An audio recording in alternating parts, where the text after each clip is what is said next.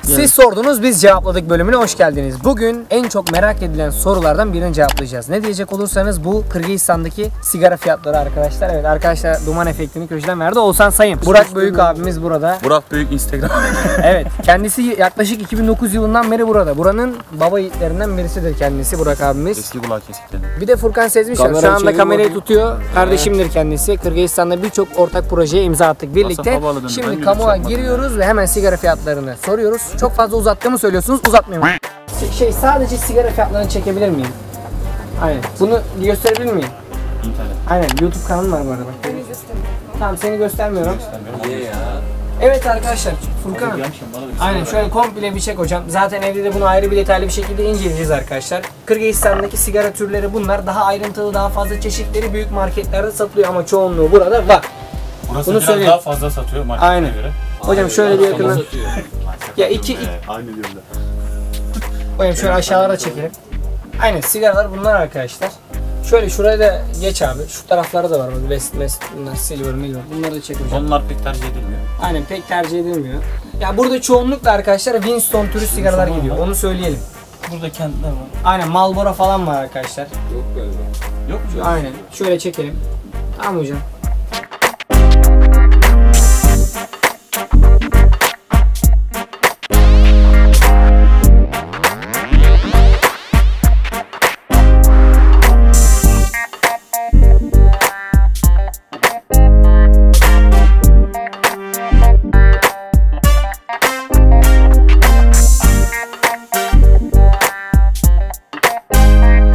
Arkadaşlar şöyle bir Winston Compact Plus aldık. Bu Türkiye'de satışı yok diye biliyorum. Görmedim. Bu 65 son. Bu 65 son. Bakın bir de bunun mentollüsü var. Şöyle göstereyim. Mentollüsü var. Bu 70 son, bu 65 son.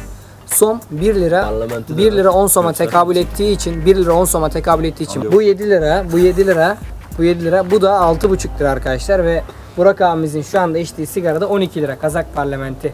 İçeride çektiğimiz o sigaraları da 1 lira 10 somdan hesaplayarak çözebilirsiniz diye düşünüyorum artık. Mesela 67 yazıyorsa 6 lira 70 kuruş. Direkt ondan hesaplasınlar. Aynen, direkt ondan hesaplayın işte.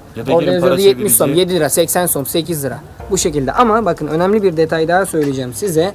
Buradaki sigaraların nikotin oranları düşük hocam. Çok düşük. 5. Çok düşük. Bakın 0,5, 0,5, 0,6. Bizde genellikle 9, 9, 10'dur. Ama burada 0,5, 0,5 işte 6 falan filan. Yani aynen. Yani günde Günde 2 paket garanti gidiyor. Yani günde 2 paket garanti gider yani. TR hep cepten çıkıyor. Hep bunların hepsi cepten gençler. Cepten. Hadi. Bak bir kardeşimiz daha almış. Bir tane çek bak, abi. sigara. Affetmiyor. Parlament abi ya. Aynen reis. Hocam Kazak mı yerli mi? Yerli. Ne kadar? İlk geldiğimizde geçen sene 4,5 liraya alıyorduk, şu an 9 lira. Aynen. Ve bunun ayrıca tabi nikotin Gördüğünüz oranı da gibi düşük. isyanda. Zifir nikotin düşük arkadaşlar. Türkiye'deki yanında hiçbir şey. Aynen. Türkiye'de bir paketi bir gün yetiyor. Burada yetmez.